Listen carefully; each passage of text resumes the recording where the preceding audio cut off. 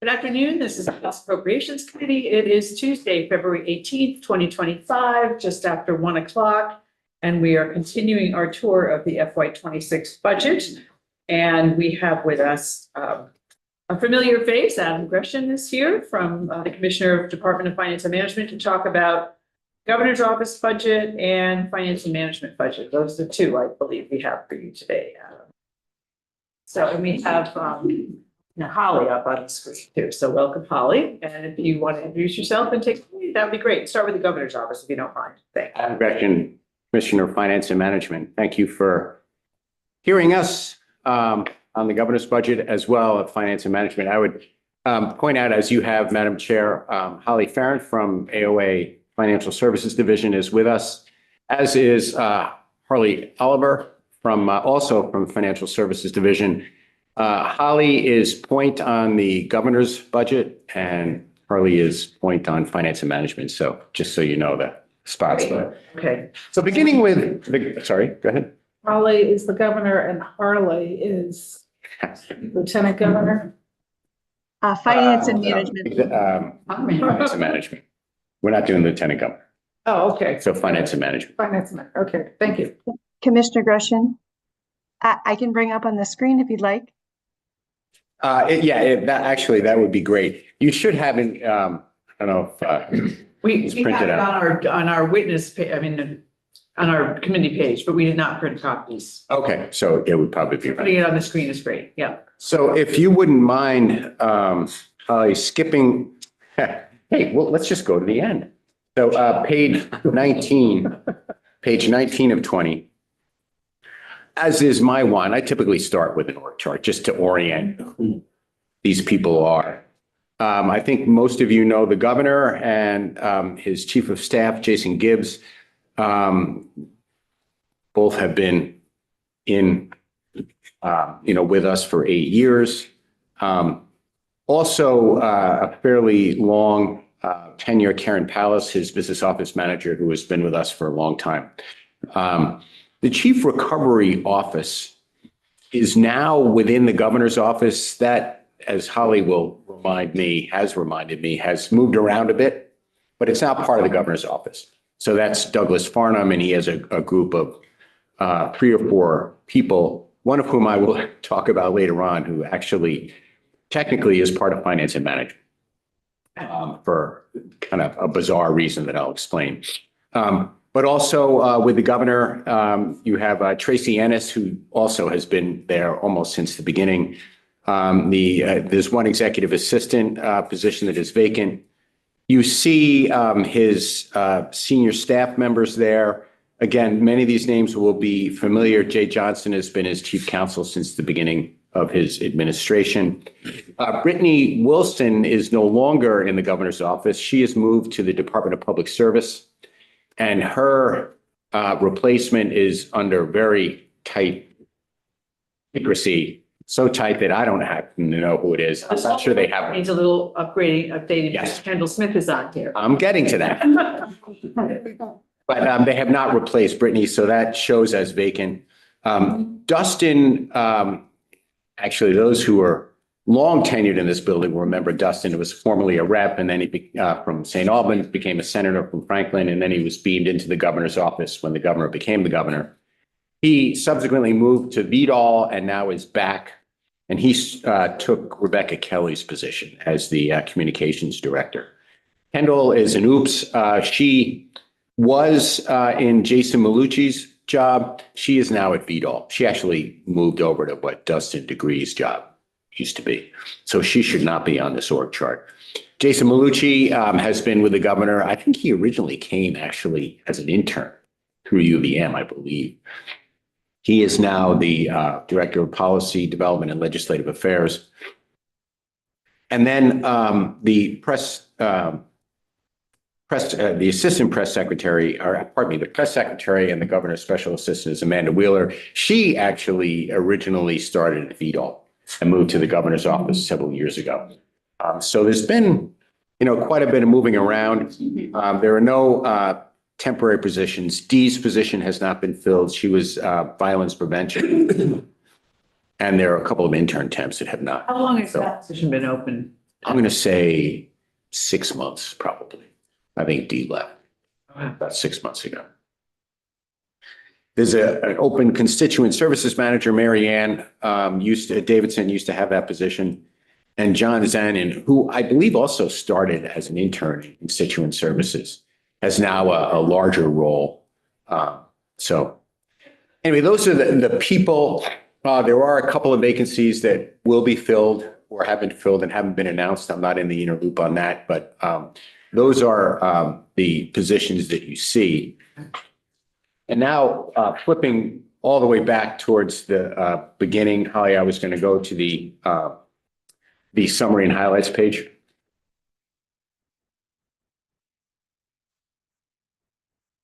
So as you see, most of the governor's office is general fund.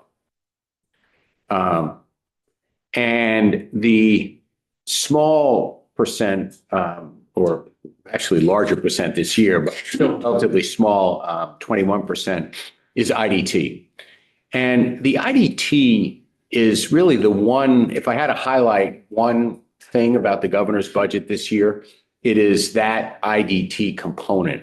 If I think I did sit here last year explaining the governor's budget, I would have told you that part of the governor's office is billed out to agencies.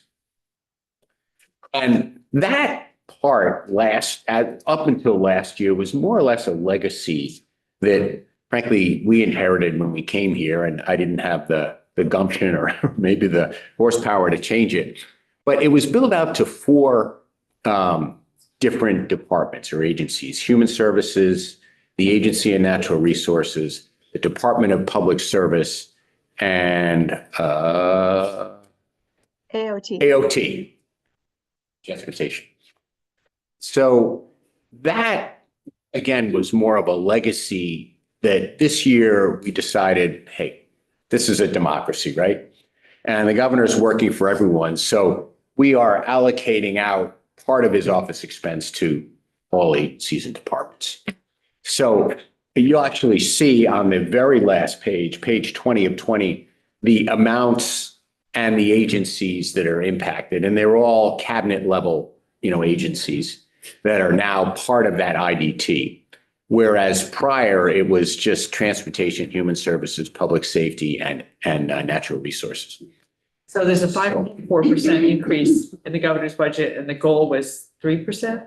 It was 3%. Now, I will say, and you'll hear the same thing with finance and management, that they did actually hit their current services budget, but based on our instructions to assume flat internal service funds, which didn't happen. And we knew that wasn't going to happen, but we in the department decided that we would allocate additional general fund for that reason. And actually 5.4% is, dare I say it, better than finance and management.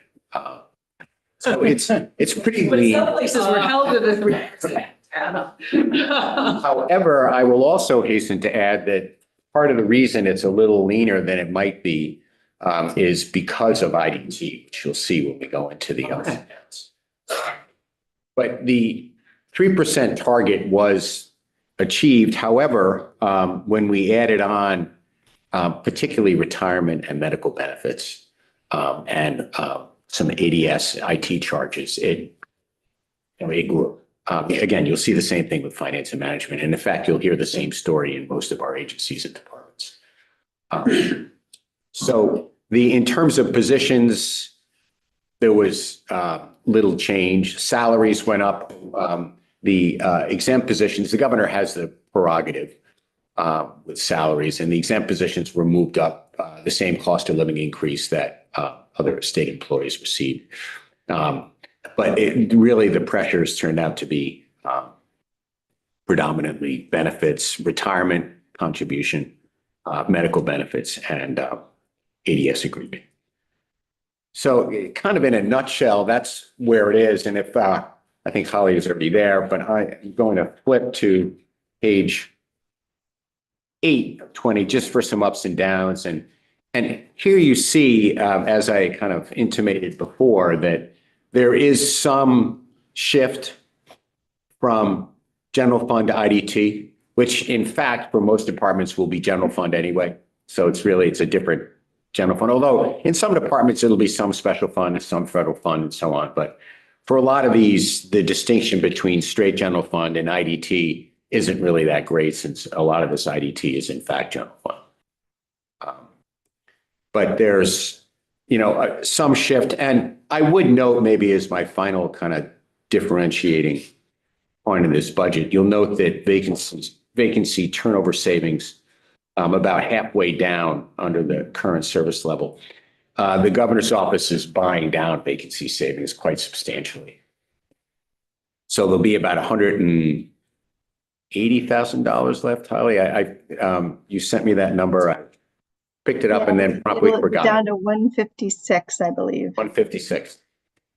Last year's budget, I think it was a little bit high, rather high, actually. And so this year You didn't have as much in vacancy savings as you thought? Or you thought? meaning that, yeah, it was tough that. And so we probably made it up through PAYAC.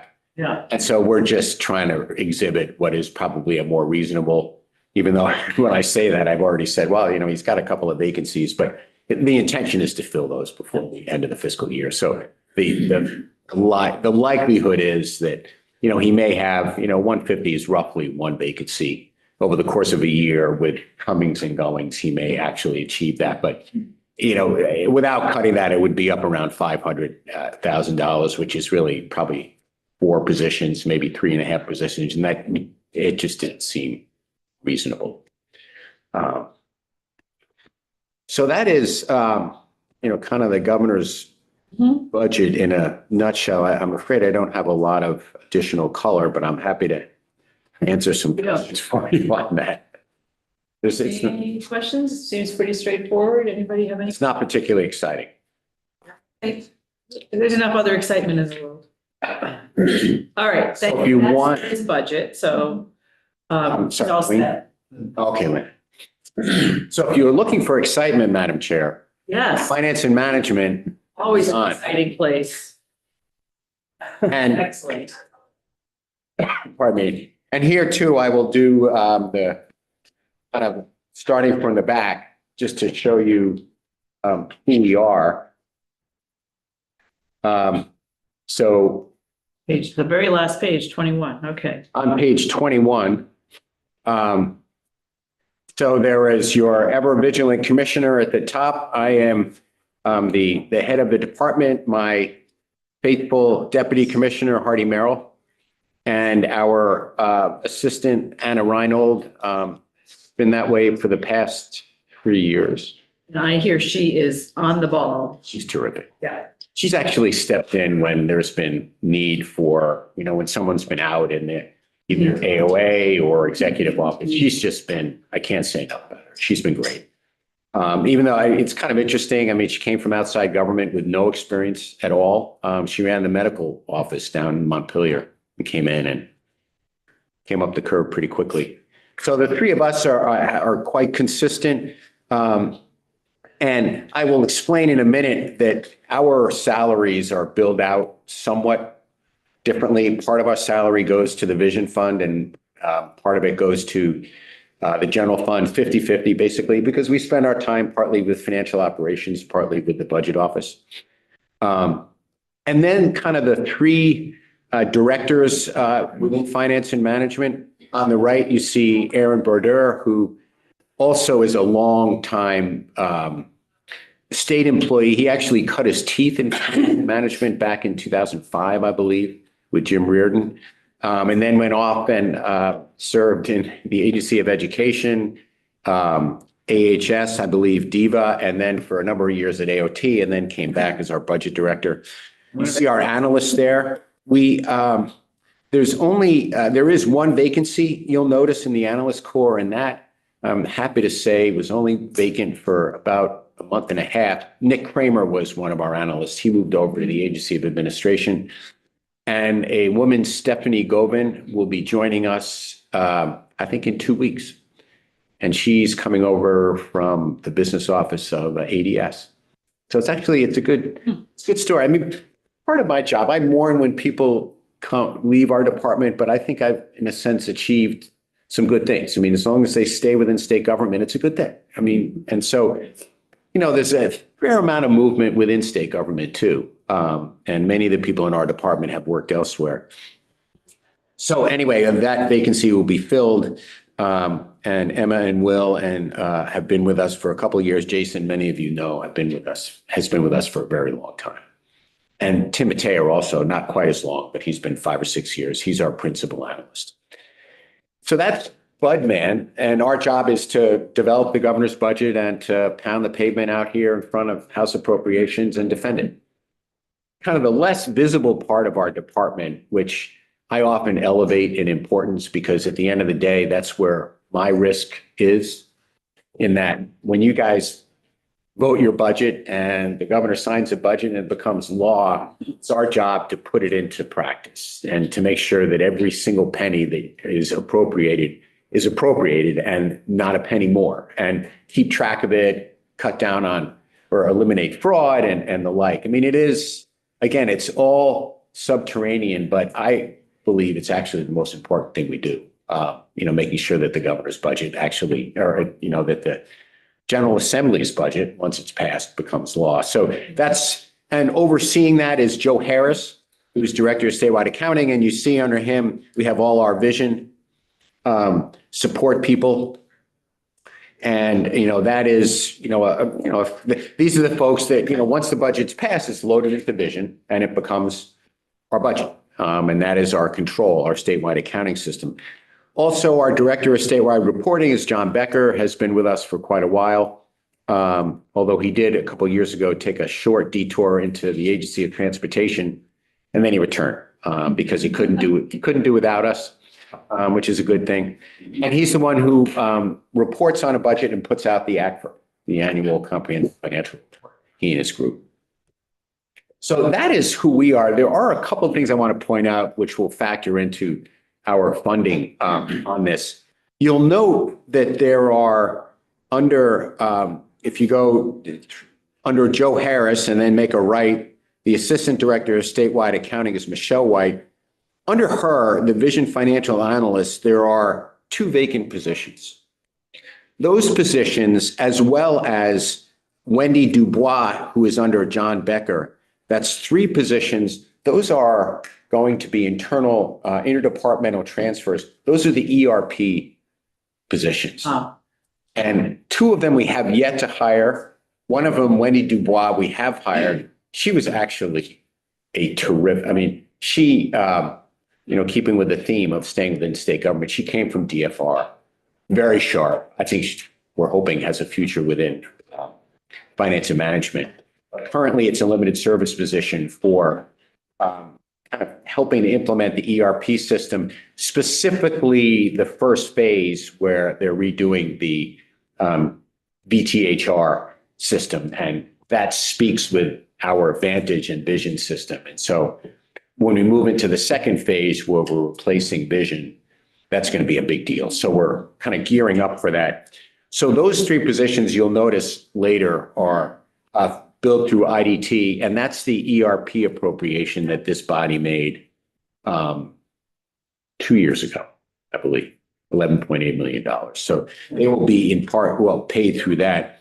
There is one additional IDT position, and that is under John Becker, kind of upper left. There's Kimberly Baker. She also actually, fortuitously is just terrific.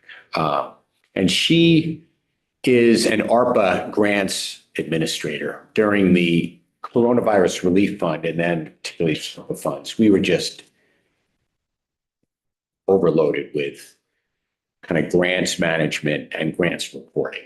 And again, many of the people that are receiving grants are tiny kind of mom and pop operations like daycare centers and the like, and they're hard pressed to kind of get their, these people are small business people, and very often they don't have the kind of in-house business management expertise. So we spend a fair amount of time with them and making sure that their single audits go well. And we were just kind of like in the kind of somewhat analogous to the court backlog that happened during COVID. We had this huge backlog of grants management and single audit concerns. And so she came on. She too is a limited service. It ends, I believe, at the end of when ARPA funds are fully expended, which would be the end of 27. I should know that, but I don't. So she too is an IDT. And then, just to keep you thoroughly confused, there's one name that is not on here at all that technically should be, and that is Pat Moulton, who many of you may remember from years ago when she was at ACCD. She then moved to the Vermont Technical College as president. She came back to state government, and she is part of the Chief Recovery Office. And so she works under Douglas Farnham. So why, you may ask, is she in finance and management? And the reason she's in finance and management is because she is an exempt position. And you may know that every department I think under Title III, there are specific numbers of exempt positions within each department. Finance and management has 4 exempt positions, 3 of which we use, and that would be me, Hardy, and Anna Reinold. We don't use the 4th. Pat Moulton's position is exempt. And so the easiest thing to do was, and believe me, we thought about this 15 different ways, was to put her within finance and management. And she is billed out through IDT to FEMA. I mean, the recovery office is paid through FEMA. So she too is an IDT FEMA payment, but she, I think from a technical standpoint, well, not technical, I mean, she is part of finance and management, but I just thought it was a little odd to put her on the org chart. I didn't want to hide her under the carpet, but I just thought because she's not really working with, kind of our finance and management function, it just seemed a little weird to put her here, but I did want to make sure you knew that she's taking up an exempt position within finance and management. So that is kind of our org. And then skipping to the highlights, many of which actually I've touched on, that's on page 4. But you can see how we're funded, keeping in mind that there are 2 main departments or divisions within the finance and management department. One is budget and management. That is substantially responsible, entirely responsible actually, for the 19% general fund in the pie chart.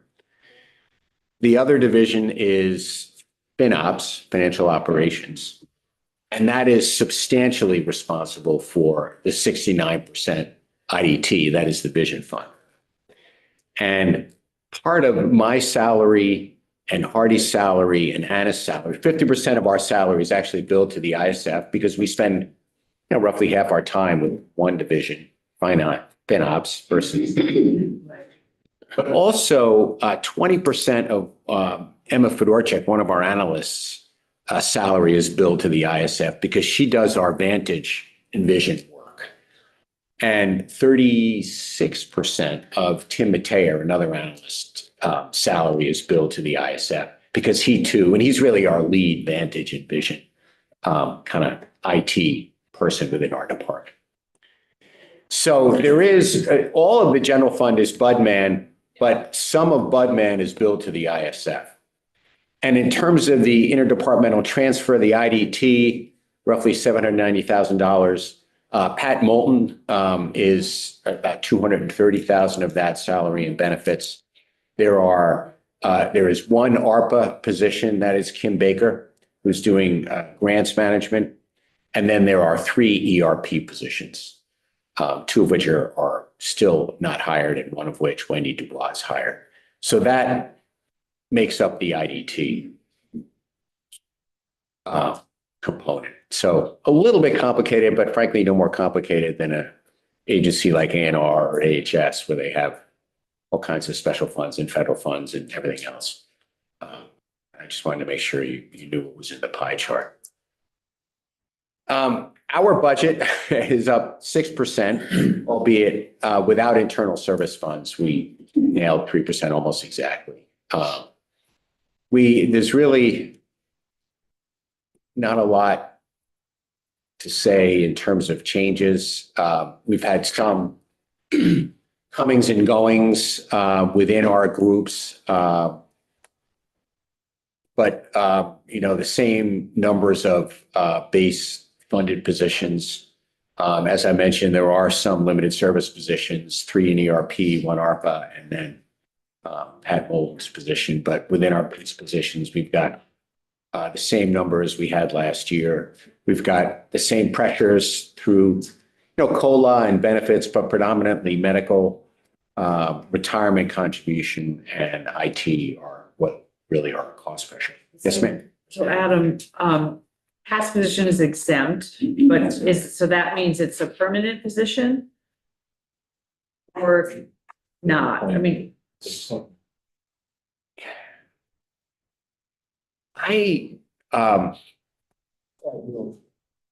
I didn't mean to ask a trick question. Oh, that's a good question. The reality is, since it's paid for through FEMA, I have a hard time believing it's going to be permanent, Yeah. at least that funding source. Yeah, But I mean, I think if you ask, is that limited service or is that? I think it's an FTE. I think it's full-time equivalent, I believe. I'll have to, that's a good question though. okay. I'll have to check out. Great. Actually, Harley, do you happen to have that in the back of your mind? It's not a limited service position as far as I'm aware. Yeah, so Sort of a different, it's an atypical position, so I'm just trying to figure out how it works. yeah, it is different. Yeah. Okay. Do you have any other different ones, or that's sort of the main different one? That's the main different one. Okay, and Rep. Bruce had a question. It's an appointed position. That's right.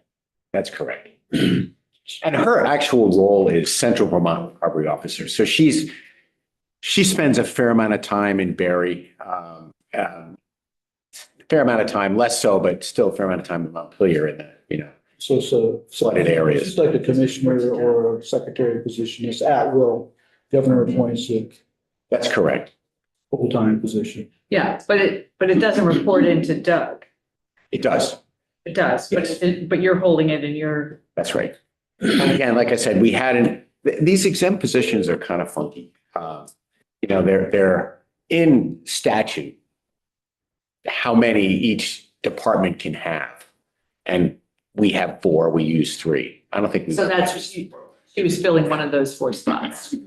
That's the entire reason. Okay, that's slightly less vague now. Thank you. I know it's a little bizarre, but This- and maybe the question asks, can the legislature create, I think probably you guys can do anything you want, so you probably could create an exempt position. I didn't think that wasn't it? No, it's just an anomaly. Okay. Yeah. Right. There may be one more position within DHR for that. Yeah, anyway, yeah, it's an anomaly. Within the ups and downs that are on page 7 and 8, I didn't have a lot to highlight. Within financial operations, their pressures are, the same as I've spoken about otherwise. They have a, fairly decent up in their service level agreement estimate from ADS for FY26. And also, I would acknowledge a fairly aggressive vacancy savings target that may or may not be achievable. So we're going to keep. One of the things that gives me some confidence there is that they ended the fiscal 24 with a fund balance of about $850,000. So we have plenty of additional revenue there if we need to, if vacancy savings comes out a little bit too high. But I just did want to point out that's 2, not quite 2, but almost 2 FTEs. They do at this point actually have that, but it's probably not going to last. Mhm. Yes, ma'am. Well, I just wanted to understand, so when you talk about the targeted vacancy savings, is that vacancy savings essentially tied to the targeted increase say the 3% or, you know, I mean, when you just said something about this being it was an aggressive vacancy savings. Right, it's, And so how does the department talk about its vacancy savings and set a goal for vacancy savings? Is it relative to budget increase or something else? it's relative to what they think their vacancies will be. I mean, we ask departments to give us a real view of what they think that will be. And FinOps is comfortable with this. They've had some flow in and out. And so they think that this is not unusual, but I did want to point out that it's more than it has been. And what we found is that we typically, back in the day, there used to be an assumption that I had heard about. I don't know who actually kind of made that assumption kind of official policy, but it was generally the consideration was 4 to 5% vacancy rate that was factored into every budget. And historically, that may have been somewhat accurate, but what we found, particularly during COVID, is that it was wildly inaccurate. So what was happening was that, we were essentially over budgeting for departments, not purposely, but that's what developed. And so with a reasonably quick couple of buttons to push, or actually now, in fact, you can see it real time. I mean, DHR has a dashboard where you can see what vacancies are, I think on real time. But we factor in when we develop the budget, generally sometime late July, early August, we download from VTHR into our Vantage budget system what the payroll and vacancies are statewide. And we ask departments if there's any reason to assume that that is too low or too high. We want a real number. So it is not correct, as I've heard at least one department say, that we ask departments to hold vacancies. We do not do that. We ask them to budget realistically for what they think their vacancies will be. But we do not ask departments to hold vacancies to hit budget targets. That is not what we do. So this is a realistic number, but because it's higher than it has been, I wanted to point it out. Okay, thanks. You're welcome. Are there other questions? Budman, I mean, sorry. On Mill, right? I mean, on page 8, which is budget management, it's, like I said, there's not a lot really there to point out, other than kind of normal cost pressures. I'm not seeing any questions, from folks.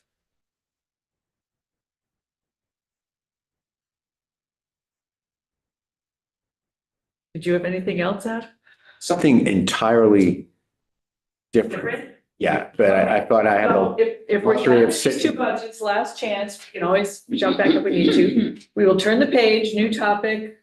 What have you got? I just wanted to give you a heads up, and I don't, No, nobody's. joint fiscal. It's done. So the Clean Water Fund, the Clean Water Budget.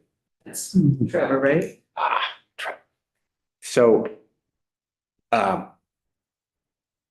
of their budget comes from the Meals and Rooms tax, as you probably know. So with Meals and Rooms, 69% of the Meals and Rooms tax goes to the general fund. 25% goes to the education fund and 6% goes to the clean water fund. I think I have that right, the percentage.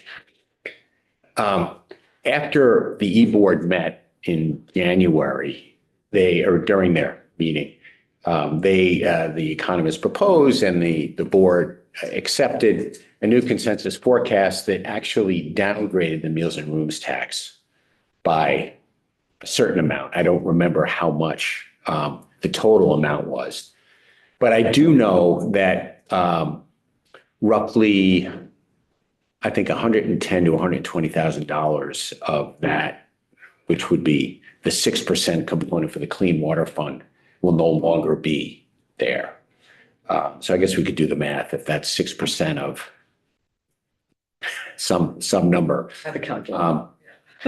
So the Clean Water Board met, and the reason that this wasn't submitted when we submitted the budget is that they would need to meet after the E-Board met and prior to submitting the budget, which, they just didn't do. So it was an honest oops on the part of your vigilant commissioner. I submitted a budget that was about 110 to 120,000. 20 was a $2 million downgrade. So that, and you may ask, as I kind of scratched my head and said, all right, so where do we actually submit the clean water budget? There is no kind of separate budget, but it's embedded in the various departments. So one component of the clean water budget is embedded in the Agency of Administration. I believe it's a $800,000 appropriation to the Agency of Administration. That We had that last week. Yeah. our recommendation would be to take that down. It's kind of an interesting story in that this particular appropriation to AOA, in that the Clean Water Fund has, like many funds, it isn't immediately, when it's appropriated, it doesn't immediately go out the door. It takes some time to get the projects going and so on. So the money sits there and it earns interest. And in the kind of higher interest rate environment that we're in, someone, some smart person at one point asked the question, well, what about this extra interest we're earning? Shouldn't we appropriate that as part, because the interest by statute stays in the fund, shouldn't we acknowledge what it is? And the answer was, well, we don't know exactly what it is. Well, let's make an estimate, which they do. And so that estimate, which I believe Nick Kramer may have made, conservative estimate on interest, was appropriated to kind of as a, I don't know if it had a specific function within AOA. I think it was supposed to be kind of a backstop of some sort to other appropriations or additional money needed if necessary. So that's, I think, the genesis of that $800,000 AOA appropriation. So Believe so. 120, 110, what's the number? I'll get it for you exactly. Okay. But I wanted to give you a heads up. We'll speak with joint fiscal and kind of get on the same page with them. But I just wanted to let you know that we'll probably be in front of you asking to make this change. I'll have precise numbers and Okay. what it is. So So the 6% is going to go away from, and not come out of rooms and meals anymore? no, the 6% is a smaller number now. It's 6% of a smaller number. So rooms and meals got downgraded by $2 million and 6% of that is 120,000. So the second part of that is, we also have it down in our liquor sales statewide. And I'm wondering if the down in the rooms and meals is tied to the liquor sales going down. I wonder if anybody's even thinking about that. I think it's a separate pool of money, but But they could I'm be, talking about right. money Be related. Driver to- Yeah. Is there a trend you're seeing? Is that what you're talking? They may be, Yeah. they may be related. Well, cannabis has been up. Yeah. So then, so the money going to the agency administration, how are they using that? Were they, So I don't think it had a specific purpose yet, but they wanted to acknowledge that there is extra interest there and send it to the agency. And then I think the Clean Water Board was going to debate it and figure out what they wanted to do. They just didn't want to leave it on the bottom line and then have to go ask through an excess receipt. So anyway, I wanted to give you a heads up, and I will come back with precision when we have that, but just a Okay. FYI. That's Thank you. all. Okay. Um, Do you have anything else for us? what I got, man. Does anybody have anything for, I'm sure we have lots of questions for you that are not about this, but go ahead, Tom. It's just a general question. I've had a couple of interviews with folks in my portfolio, agriculture and DHR, and they both missed by substantial margins the 3% request. And I'm just curious to know if they're presenting their budgets with their higher number that did it somehow receive, a seal of approval from the agency, from you and DFR to, or not DFR, but, to present their budgets with those increases? It did, yeah. And most of those some of the increases are special stories that they would tell you when they present their budget. But if I were a betting man, particularly with agriculture, I would say it was probably they have the same cost pressures that we all did. But yes, they go through us and There's no rogue, or at least I haven't come across any rogue agencies yet. well, within the executive branch, no, but there are some that are, independent elected officials, as you know, which is always kind of an interesting song and dance, but within the executive branch, no, there shouldn't be. Any other questions for Adam? Well, we had booked, for whatever reason, you to be here for 90 minutes. Wow. Well, So does anybody have any questions for? I didn't write a speech or anything. Could have. Lots of questions, but I'm not prepared to talk to you about it right now. We always have questions, right? So committee, that means that. Here's this. Are we in break until 3:00? Yes. Is there any chance we could get anybody else in earlier, possibly? I would love to talk to you offline. Okay. Schedule this out. So committee, just keep your eye on the agenda. You made your, Adam, thank you very much. More to come maybe on our agenda for the afternoon. So keep your phone near you for texts and we'll see where it goes. Let's go offline. All right, thank you.